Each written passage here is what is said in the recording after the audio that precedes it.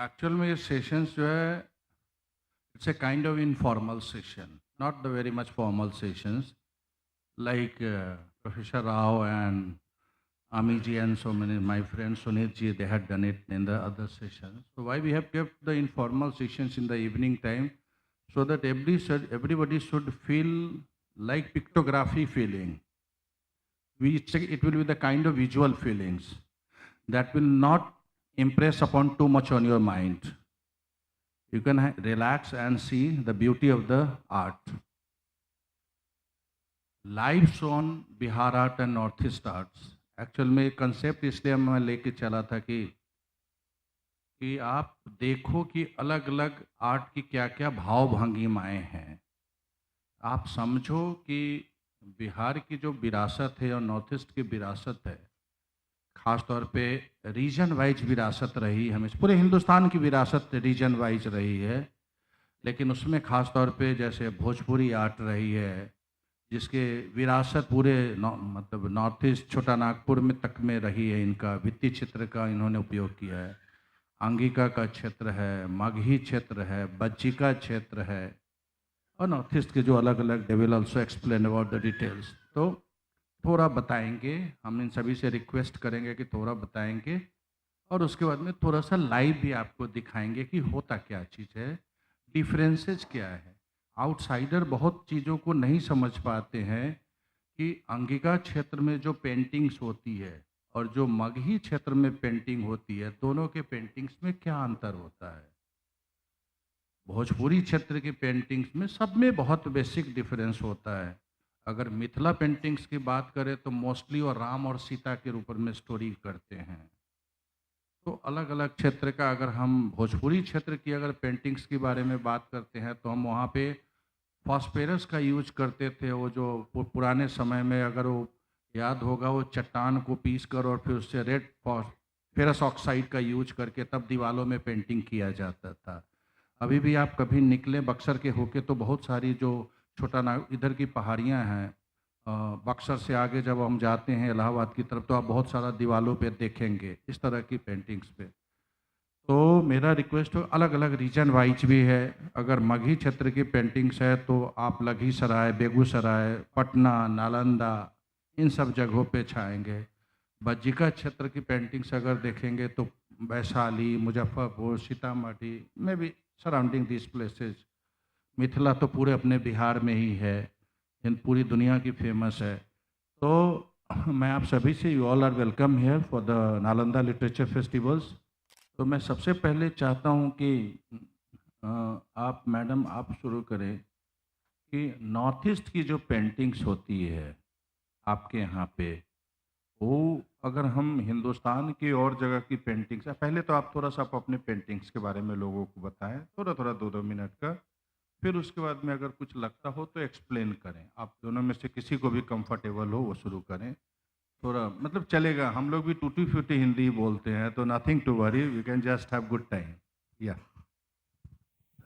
आप north east के जो हैंडलूम है और टेक्सटाइल है उसके बारे में बताएंगे, बिकॉज वहाँ पे पेंटिंग कम देखने को मिलता है और टेक्सटाइल। थैंक यू, धन्यवाद। हम लोग का जो टेक्सटाइल है ना, वो पुराने ज़माने से है, वो पूरा रिच कल्चर है। हम लोग का जो कल्चर है ना, जो टेक्सटाइल के ऊपर, वहाँ का जो गाँव का लोग बनाता है। अभी तो थोड़ा ये इंडस्ट्री जैसा हो गया है। वहाँ का हम लोग का, जैसे देखिए, ये वेलकम का चीज़ है, ये गामोसा बोलते हैं। हम लोग का कोई मीटिंग वगैरह, कोई गेस्ट आने से ये हम लोग वेलकम करते हैं। ये कॉटन धागा से बनाता है। मेरा मैन्युफैक्चरिंग है खुद का। तो पहले हम लोग मार्केट से धागा खरीद के लेके आते हैं। उसके बाद हमको वो सारका में बनाता है। उसके बाद दाम में जाता है। बहुत प्रोसेस होता है, ये लंबी प्रोसेस होता है। एक हम लोग का जो नॉर्थ ईस्ट का प्रोडक्ट है ना, थोड़ा कॉस्टली होता है, जो पूरा हैंडमेड का है। यहाँ तो मशीन में होता है, इसलिए कोई दिक्कत होता है या क्यों असम का प्रोडक्ट इतना कॉस्टली होता है बोलते हैं, हम लोग को पूछते हैं। ये हम लोग का जो प्रोसेस है ना, बड़ा लेंदी प्रोसेस होता है। पहले धागा को लेके आना पड़ता है, उसके बाद डाई करना पड़ता है, वो नेचुरल डाई भी करते हैं और मार्केट का जो आर्टिफिशियल है वो भी डाई करता है। उसके बाद वो फैब्रिक में आता है, उसके बाद वो सिलाई होता है। जैसे देखिए ये एरी का स्टाइल है, ये जो कोकोन होता है एरी का, ये कोकोन से बना हुआ है। मैम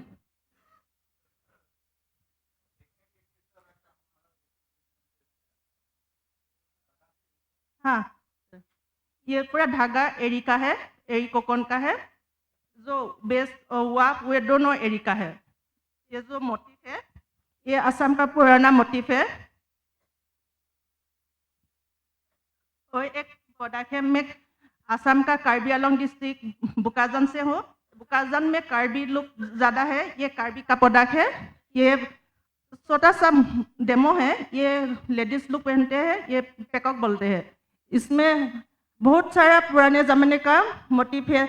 वहाँ का लोग ये पक्षियों को लेके बनाता है। यहाँ पे मयूर है, हाथी है, ऐसा है, वो ओल्ड ज़माने का से ही है। और कुछ सर? Thank you sir.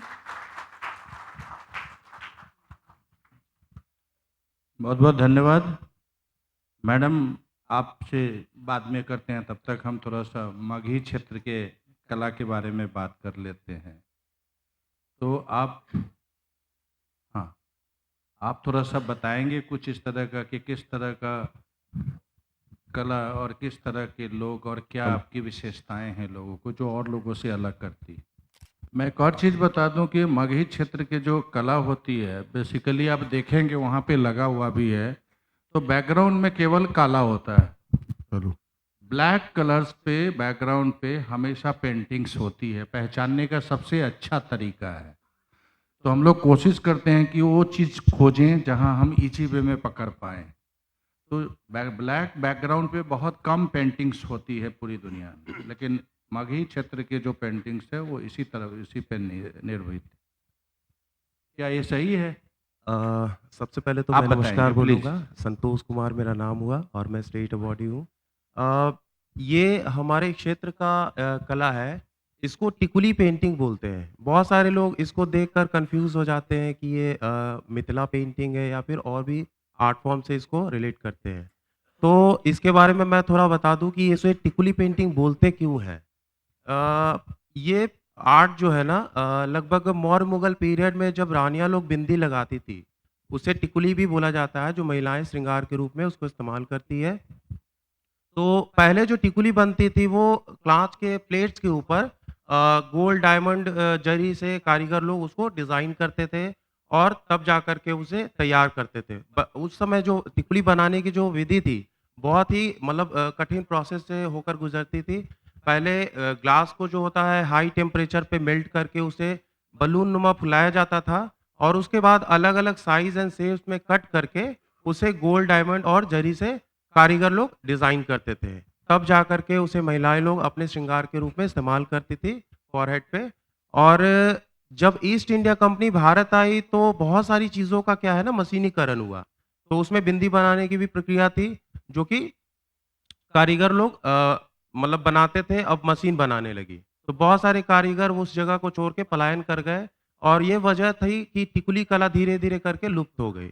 उसको रिवाइव करने के लिए, उसको एक नए आर्ट फॉर्म में डेवलप करने के लिए उस प्रोसेस को दोहराया गया, मगर काँच के जगह पे हार्डबोर्ड या लकड़ी के टुकड़े को लिया गया ताकि वो मतलब उद्योग के रूप में उसको आसानी से लिया जा सके। और उसके बेस को हम लोग क्या करते हैं कि एनामल पेंट से हम लोग उसको कोट करते हैं, जिसमें 70 एंड 30% का रेशियो लेकर के ब्लैक एंड रेड हम लोग यूज़ करते हैं बेस के लिए। ये डायरेक्ट ब्लैक बेस नहीं है, इसमें हम लोग क्या करते हैं 30% और ये रेड और 70% ब्लैक लेकर के इसको मिक्स करके हम लोग कोट चढ़ाते हैं। और ये प्रक्रिया 3 से 4 बार दोहराई जाती है, तब जाकर के इस टिकुली पेंटिंग के लिए हम लोग बेस तैयार कर पाते हैं।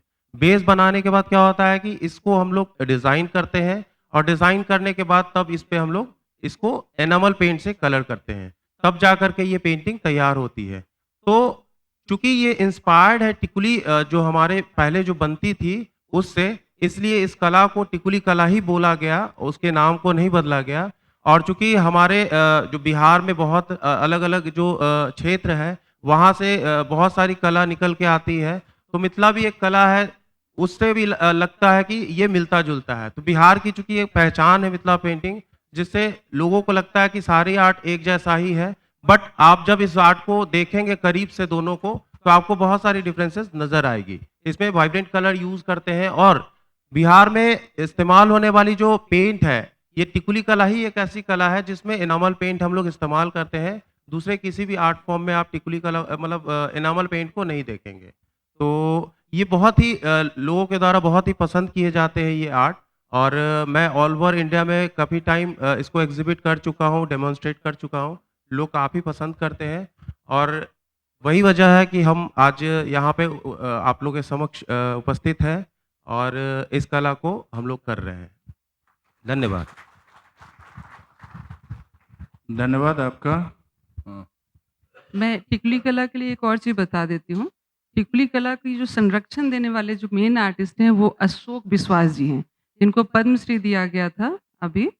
और बहुत मुश्किल से इस कला को उन्होंने सेव किया है और बचाया है। और अभी इसके कम से कम 8 से 10 स्टेट अवार्डी भी हैं इसके लिए। तो मैं इस आर्ट को सेव करने के लिए अशोक विश्वास जी का भी बहुत धन्यवाद करती हूँ। पवन जी, आप अपने कला क्षेत्र के बारे में थोड़ा-सा लोगों को बताएँ। आपके पास में कुछ लाइव कुछ दिखाने के लिए है? हाँ, वो ज़रूर दिखाएँ आप। लाइव दिखाएँगे तभी मज़ा आएगा। ज्ञान तो सबको गूगल से भी आजकल मिल जाता है। गूगल बाबा क्या अरविंद जी? ये नमस्कार। मैं सुनीत जी को इसलिए दिखा रहा हूँ, क्योंकि सुनीत जी बिहार कला को बहुत ज़्यादा प्रमोट इंडिया हेरिटेज सेंटर में नहीं करते हैं। तो इसलिए आपको देखना ज़रूरी है कि अब से जाएँ तो आप इंडिया हेरिटेज सेंटर में इसको प्रमोट कराएँ हमारे यहाँ। नमस्कार, मेरा नाम पवन कुमार सागर है और हम बीते 25-26 सालों से मंजूषा पेंटिंग कर रहा हूँ और जो मेरे गुरु हैं, श्रीमती निर्मला देवी हैं, जो मेरी माताजी भी हैं और मेरे बड़े भाई मनोज कुमार पंडित हैं, जो मंजूषा गुरु का उपाधि मिला है। और उसके सानिध्य में हम पूरे भारत में जा के जहाँ भी मौका मिला है, चाहे भारत सरकार का प्रोग्राम हो, चाहे बिहार सरकार का प्रोग्राम हो, उसमें किए हैं। तो हम लोग अंग क्षेत्र से हैं। तो अंग क्षेत्र जैसे कि महाभारत काल में अंग प्रदेश हुआ करता था और अंग प्रदेश का राजा जो थे, अंगराज कर्ण थे। वो सभी लोग जानते हैं कि अंगराज कर्ण थे और उसकी जो राजधानी थी, चंपा थी। तो वो चंपा नदी के किनारे ये चंपा नगर बसा हुआ था। आज भी भागलपुर में चंपा नगर है, जो कि भागलपुर में एक छोटा-सा क्षेत्र रह गया है। और चंपा नदी का भी नाम था, आज वो जो नदी है बहुत छोटा हो गया है। तो मंजूषा पेंटिंग जो है, ये बहुत पुराना है। जब एक बार खुदाई हुआ था कर्णनगर का, तो उसमें जो अवशेष मिले थे, तो उससे पता चला था कि ये सिंधु घाटी सभ्यता से भी काफ़ी पुराना है। तो जब हम लोग पेंटिंग करने के लिए बिहार में या बिहार से बाहर जाते हैं, तो बिहार के बाहर भी बहुत सारे लोग हैं। तो इसको अगर देखते हैं, तो वो कहते हैं कि ये मधुबनी पेंटिंग है। तो इसमें कैसे हम लोग अंतर को समझाएँगे? ये देखिए, सबसे मुख्य बात है कि ये जो पेंटिंग में बिहुला बिसहरी का कहानी को हम लोग बनाते हैं और इसमें सिर्फ़ 3 कलर का प्रयोग किया जाता है, हरा, पीला और गुलाबी। और ये जो पेंटिंग है, एशिया की ऐसी पहली पेंटिंग है, जो संपूर्ण कथा चित्र पर आधारित है। कथा के माध्यम से हम लोग पेंटिंग बनाते हैं और उसी के माध्यम से हम लोग पूरी कहानी को लोगों को दिखाते हैं और समझाते हैं। तो इसमें जो है सिर्फ़ 3 रंगों का प्रयोग किया जाता है, हरा, पीला और गुलाबी। ये तीनों रंगों का भी मीनिंग है। जैसे हरा रंग हरियाली और खुशहाली का प्रतीक है, पीला रंग समृद्धि और विकास का प्रतीक है, गुलाबी रंग प्रेम का प्रतीक है। ये कहानी जो है, एक नारी सशक्तिकरण का जीता जागता सबूत है कि सती बिहुला जो है, शादी के दिन, सुहाग रात के दिन उसके पति का मृत्यु हो जाती है और वो प्रण करती है कि हम देव शक्ति को चुनौती देकर अपने पति को जीवित करके लाएँगे और वो अनेकों कठिनाइयों को सह के वो स्वर्गलोक जाती है और स्वर्गलोक में शिव जी को प्रसन्न करती है और वहाँ से फिर सभी को जीवित करके लाती है। एक तो अपने पति को जीवित करके लाती है और उसके साथ 6 भैंसुर भी मनसा देवी के द्वारा जो मारा गया था, उसको भी जीवित करके लाती है। तो बिहुला जो है, जिस नौका पे गई थी और वो नौका जो है विश्वकर्मा भगवान बनाए थे, उसी नौका पे जो लेके गई थी, वो उसी नौका को हम लोग मंजूषा कहते हैं और आज जो पूजा जाता है मंजूषा, वो बाँस का बना हुआ होता है, उसमें कागज़ का डिज़ाइन करते हैं और 3 रंगों से हम लोग बनाते हैं और मंजूषा कला को इसी तरह से हम लोग करते आ रहे हैं और मंजूषा कला को जीआई भी मिला है।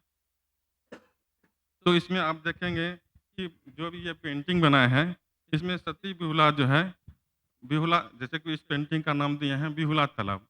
तो इस पेंटिंग में बिहुला अपने सखी के साथ में स्नान कर रही है, उसमें इसको हम दर्शाए हैं। मंजूषा कला में मुख्यतः 5 बॉर्डर होता है, जैसे बेलपत्र है, लहरिया है, त्रिभुज है, मोखा है और सर्प की लड़ी है। लेकिन कभी-कभी ऐसा होता है कि हम लोग को सुनना पड़ता है कि अरे ये तो मधुबनी से लिया गया है, बॉर्डर है। तो ऐसे हम देखते हैं भारत में जितने भी लोक कला हैं, वो आप देखेंगे कि कहीं न कहीं उसका बॉर्डर हो या कुछ-कुछ डिज़ाइन हो, सभी लोक कला में एक ही होता है। जैसे हम त्रिभुज बनाते हैं मंजूषा में, तो मंजूषा में त्रिभुज बनता है, मधुबनी में भी बनता है, टिकुली में भी बनता है, लेकिन ऐसा नहीं है कि ये अलग हट जाता है, उसमें हम लोग यूज़ करते हैं। और मंजूषा में क्या है कि इसमें मंजूषा और मधुबनी में हम लोग अंतर कर सकते हैं। जैसे मंजूषा में क्या है, हमेशा ग्रीन कलर से आउटलाइन करते हैं, मधुबनी में काले रंगों से करते हैं। मंजूषा में जितनी भी आकृति होती है, वो 1 डायमेंशन होता है, हमेशा एक तरफ होता है। और आपका मधुबनी में सामने का भी फेस होता है, बाएँ-दाएँ हो सकता है। और मंजूषा की एक खासियत है कि वो कान विहीन होता है। मंजूषा में हम लोग कान नहीं बनाते हैं, कान विहीन बनाते हैं और मधुबनी में बनता है। और मंजूषा में क्या है, आप जितने भी फिगर को देखेंगे, उसका हाथ हमेशा ऊपर की तरफ होता है। तो इसमें ये भी है कि ऊपर की तरफ मतलब क्या है, समर्पण का प्रतीक है। जैसे बिहुला एक दृढ़ संकल्प करे कि हम अपने पति को जीवित करके लाएँगे, तो उसी तरह जो वहाँ की महिलाएँ हैं, वो मनसा देवी को जो मंजूषा चढ़ाते हैं, वो भी दृढ़ संकल्प लेती है कि हम लोग मंजूषा चढ़ाएँगे तो हमारा परिवार, पति, बच्चे दीर्घायु होंगे, विकास करेंगे। तो ये सब लेके हम लोग मंजूषा पेंटिंग करते हैं। धन्यवाद। धन्यवाद। मैं सविता जी से अनुरोध करूंगा जो भोजपुरी आर्ट पे काम करती हैं कि यहाँ स्टेज पे आएं और सविता जी भोजपुरी क्षेत्र की जो कलाओं पे पारंगत हैं एवं इनका बहुत सारा कार्य इन्होंने प्रदर्शनी में भी हम लोग का बहुत सहयोग किया है। आपका स्वागत है। बस कुर्सी थोड़ी आपकी अलग है क्योंकि संख्या ज़्यादा हो गई, इसलिए माफ़ी चाहूँगा। आजकल कलर पे भी बहुत ध्यान देना पड़ता है, क्या सुनीत जी? तो आपका स्वागत है मैडम। आपसे अनुरोध है कि ज़रा 2 मिनट या आप सेटल हों। उसके पहले मैं अनुरोध करूँगा मैं कंचन जी से, जैसा कि हम सभी जानते हैं बज्जिका क्षेत्र की जो कला है हिंदुस्तान के प्राचीनतम कला में से एक है। इनकी एक अपनी आज से करीब 6वीं शताब्दी बीसी में इनका महाजनपद थी, तो आप सोच सकते हो उस समय की भाषा का कितना महत्व था। तो 6th सेंचुरी बीसी से इन कलाओं का बहुत पारंगत विभिन्न तरह के लोगों ने इसमें पाया है, ध्यान दिया है। लेकिन अब यंग जनरेशन्स के लोगों को इस कला के बारे में समझने की बहुत आवश्यकता है। अब मैं ये नहीं कहता हूँ कि आप कला को आप रुचि के रूप में लो, आप व्यवसाय के रूप में बनाओ, तभी फायदा है, आपका भी फायदा है और कला के लिए भी फायदेमंद है। तो मैं कंचन जी से अनुरोध करूंगा कि आप लाइव दिखाएं लोगों को कि बज्जिका क्षेत्र की जो कला है, वो उसकी क्या विशेषताएँ हैं और ऐसी क्या बात है जो और लोगों से अलग करती है? लीजिए, लीजिए।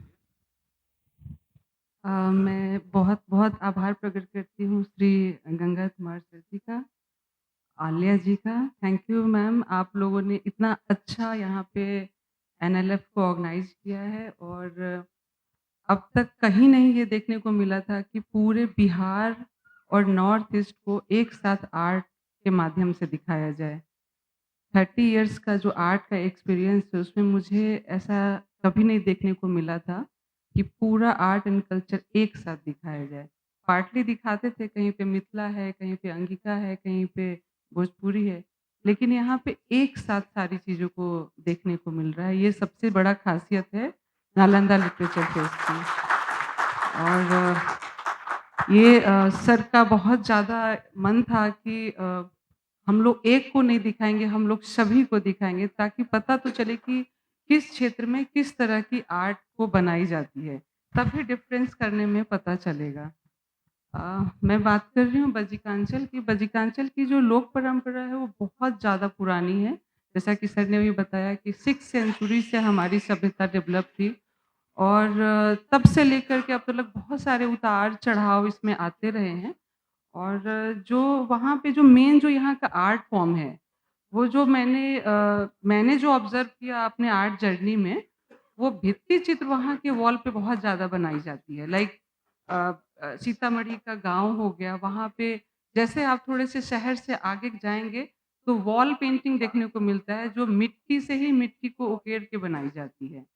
और हमारे यहाँ मुज़फ़्फ़रपुर बुसरा गाँव है, जो यूनेस्को अवॉर्डेड है सुजनी एम्ब्रॉयडरी के लिए, जिसको जीआई टैग भी मिला हुआ है।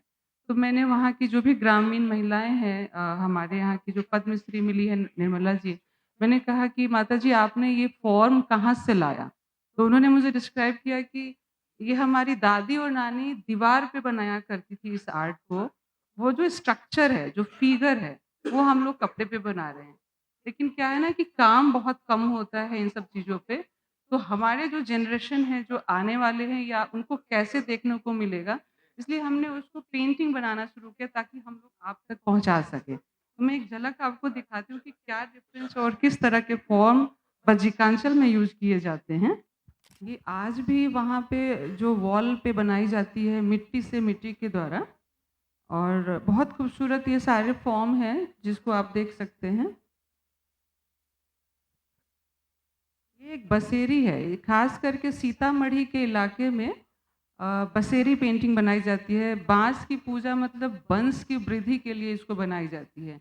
वंश की वृद्धि और नेचर की पूजा, ये स्पेशली जब शादी होता है उसमें आप बोलते हैं मड़वा, मंडप की पूजा होती है, उस समय में वर और वधू के लिए इसको बनाया जाता है। और ये बहुत सुंदर आर्ट फ़ॉर्म है, इस पे हम लोगों ने काफ़ी सारी पेंटिंग का सीरीज़ बनाया है, वो मैं आपको दिखाऊँगी। इसका मेन जो स्ट्रक्चर है आर्ट फॉर्म का वो इस तरीके से है, आप देख सकते हैं। कलर बहुत नेचुरल यूज़ किया जाता है और चूँकि हमारे यहाँ सुजनी एम्ब्रॉयडरी है तो ये फॉर्म जो है आर्ट फॉर्म वहाँ से निकल के आया है और भित्ति चित्रों के द्वारा। ये स्पेशलाइज़ है, सिंगारी इसको बोलते हैं। हमारे बज्जिकांचल क्षेत्र में खासकर मुज़फ्फरपुर, सीतामढ़ी, शिवहर, वैशाली, हाजीपुर में सावन के महीने में कुल देवी-देवता की पूजा होती है। उसमें चावल के आटे को पीस करके भगवान के गर्भगृह को सजाया जाता है। उसको श्रृंगारी बोलते हैं। उनकी आम जो बोली भाषा से श्रृंगार करना मतलब भगवान के लिए श्रृंगार चढ़ाना। तो हाथ के छापे इसको मैंने थोड़ा कंटेम्प्रेरी लुक में दिया है। ये बहुत सारी आर्ट वर्क मेरी बाहर भी देश-विदेश में मैंने बज्जिका आर्ट के नाम से ही शो किया है।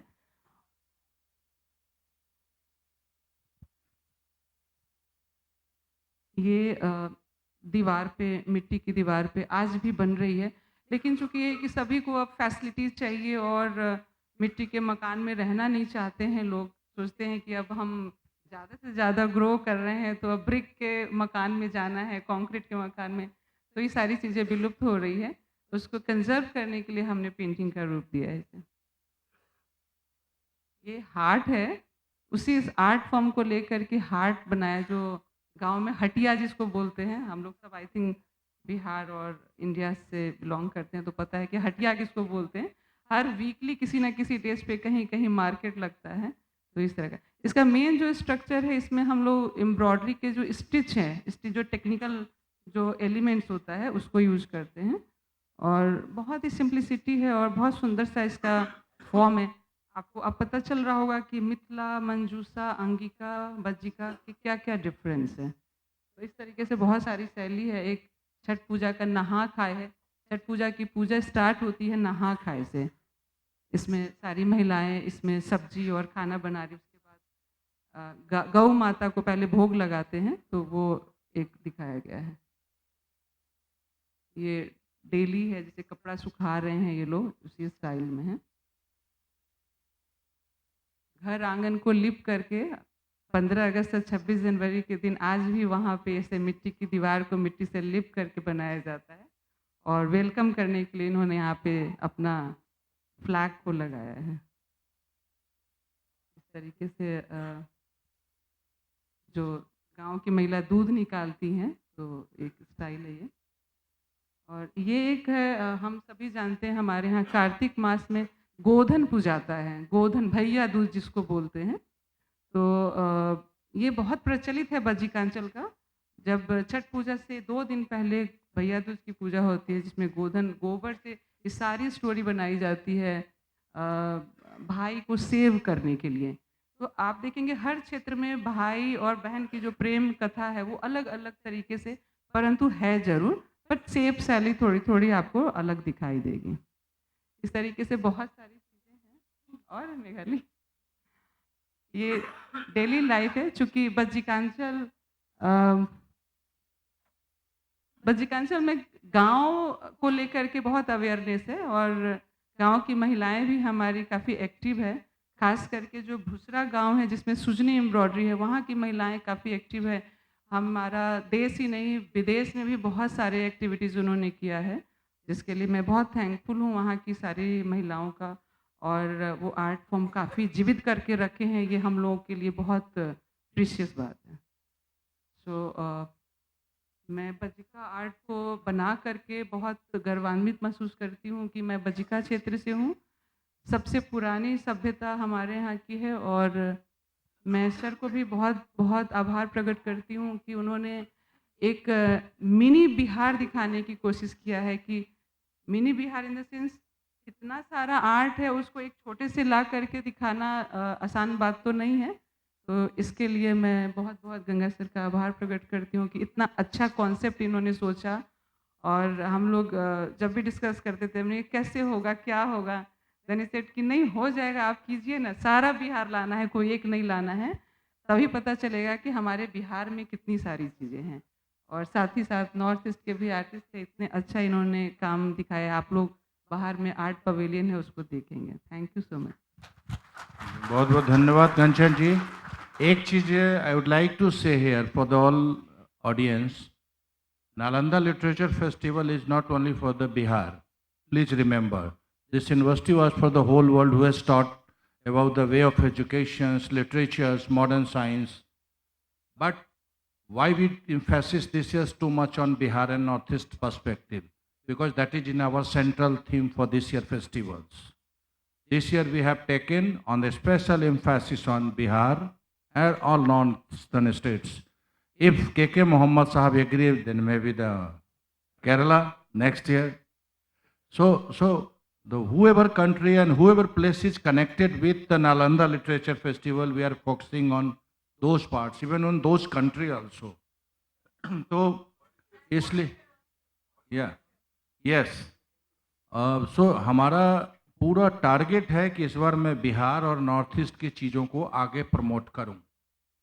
सेंट्रल थीम हमारा यह है, इसी की वजह से हम सभी आप सभी को आमंत्रित किए हैं और आप लोगों ने अपना बहुमूल्य समय दिया है हमारे लिए। We are really, the all organising committee is really very much thankful to all of you and audience also, कि बेचारे दिन भर सुन रहे हैं और मैं ठीक से सबको चाय भी नहीं पिला रहा हूँ, क्योंकि मैं चाहता हूँ कि हर आदमी सीरियसली सुने और 3 टाइम, एक टाइम ब्रेकफास्ट और 2 टाइम लंच करें और बाद बाकी समय सीरियसली सुने। क्योंकि अगर चाय अभी बाहर में पिलाऊंगा तो हमारी चाय पार्टी बाहर हो जाएगी, अंदर कम रहेगी।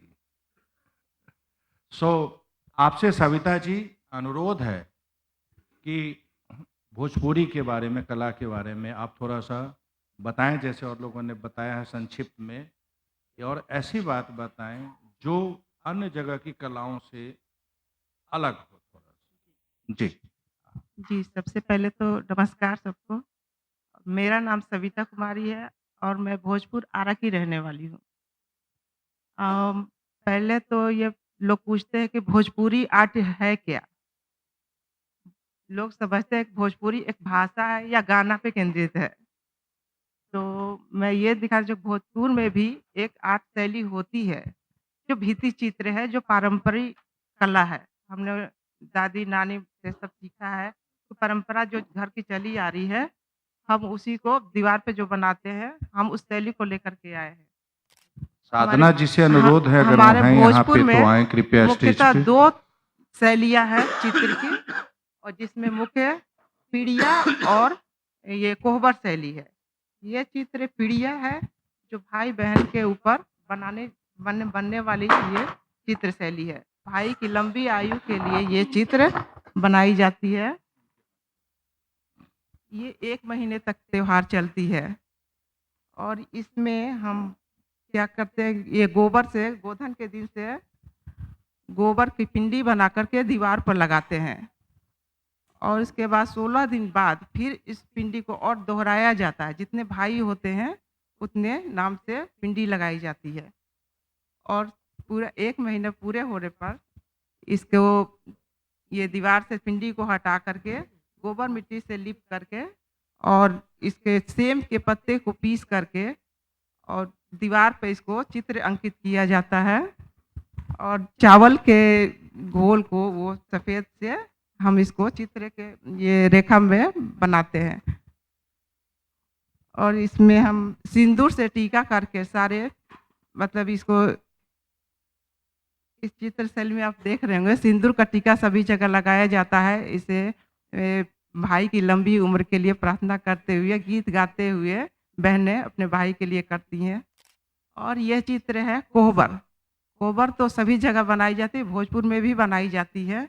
ये हमारी एक अलग शैली है और इसमें आप देख रहे हो, आपको पता नहीं इतनी दूर से दिख रहे होंगे कि नहीं, लेकिन ये इसमें हमने डोली और कहार ये सब दिखाया है और ये हमारे इसमें धान भी दिखाया है, जो मुख्य हम लोग के शादी में धान ज़रूरी होता है। तो धान का महत्व हमने लड़की से जोड़ कर दिखाया जाता है कि लड़की जब मतलब जन्म जहाँ लेती है धान, वहाँ से उखाड़ करके हम लोग जो धान रोपा जाता है, तो उसको हम वो लोग उखाड़ करके दूसरे ज़मीन में लगाते हैं, तब वहाँ फलता फूलता है।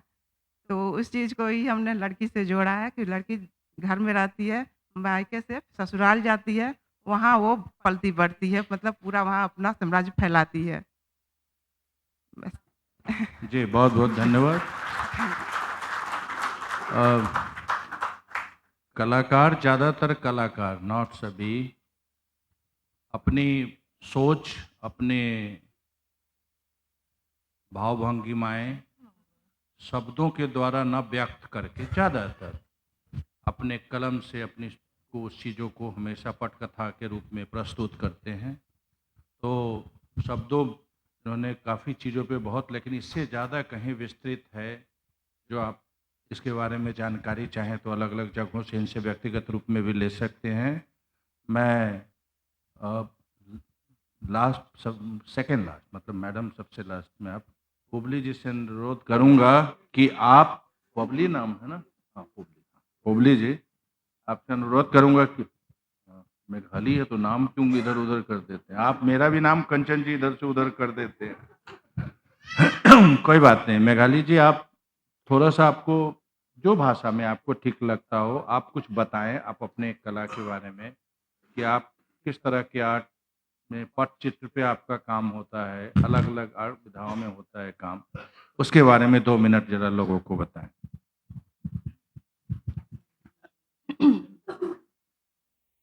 नमस्कार, मेरा नाम मेघाली सेतिया और मैं असम से हूँ और मुझे इसे बोलना नहीं आता है और हिंदी थोड़ा-थोड़ा बोल लेता हूँ।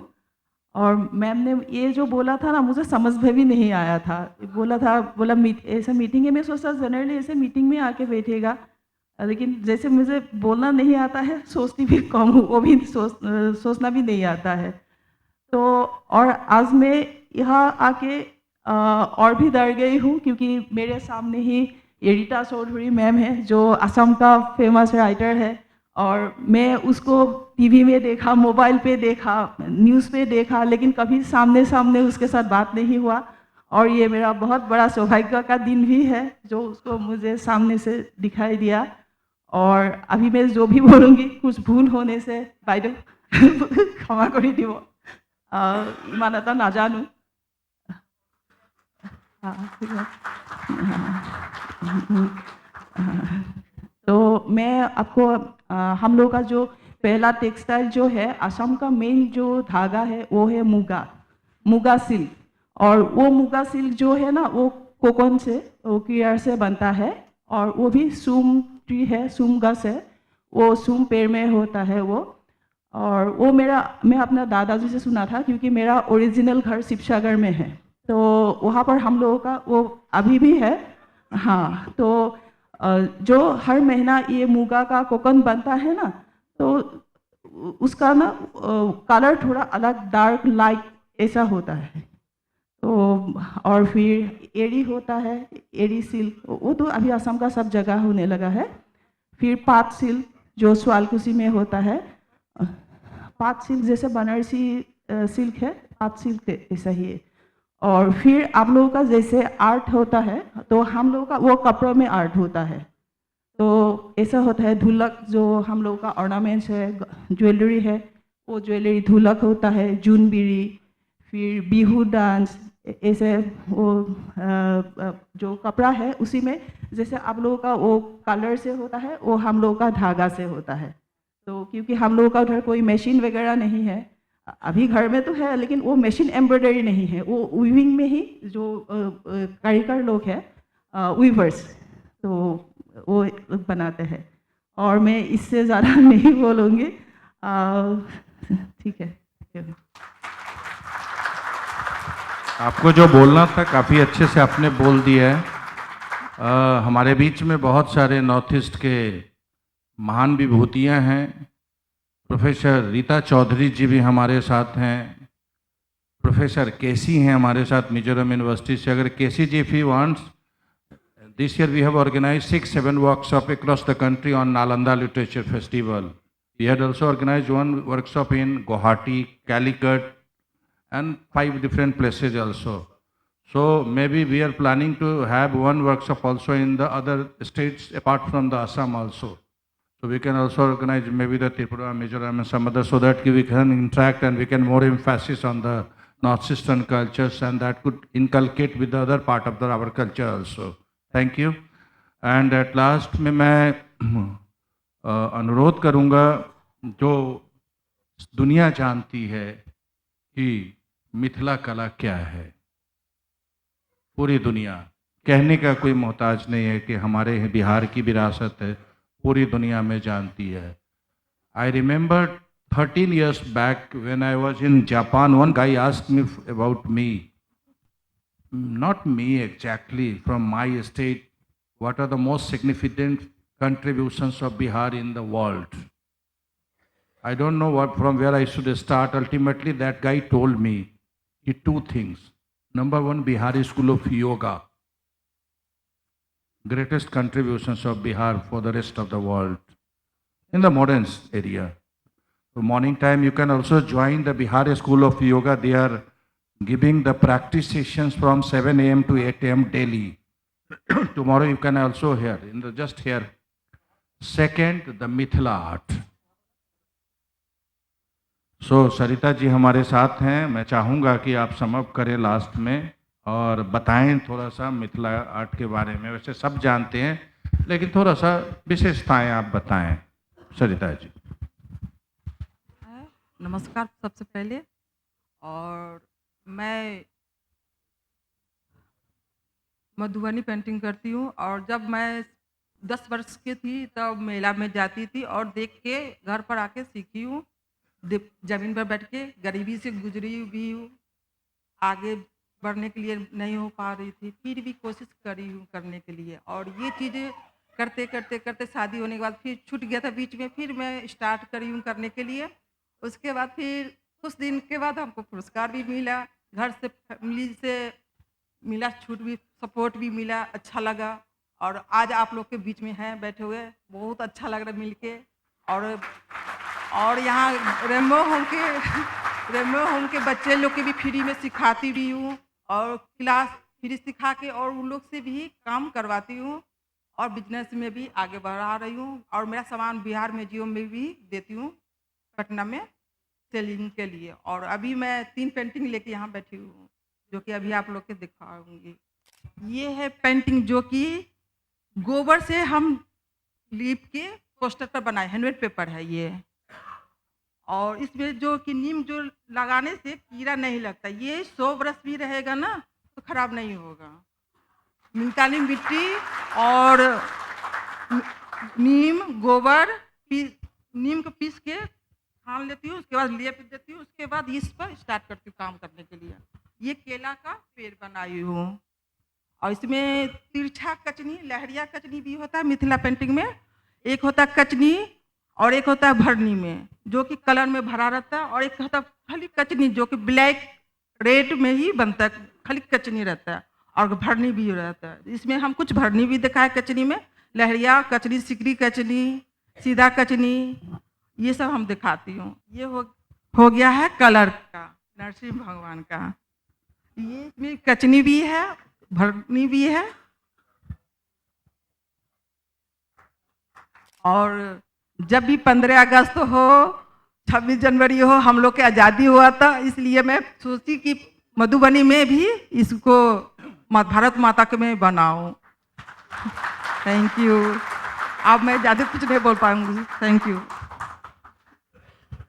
आप सभी को बहुत बहुत धन्यवाद, आभार। नालंदा लिटरेचर फेस्टिवल की इंटायर टीम आप सभी का आभार व्यक्त करती है, और आपसे अनुरोध है कि जाकर जरूर देखें, अपनी भारतीय संस्कृति सभ्यता को खुद में उतारें, तभी हम संस्कृति को आगे अपने यंग जनरेशन्स को हम दे पाएंगे। Thank you very much.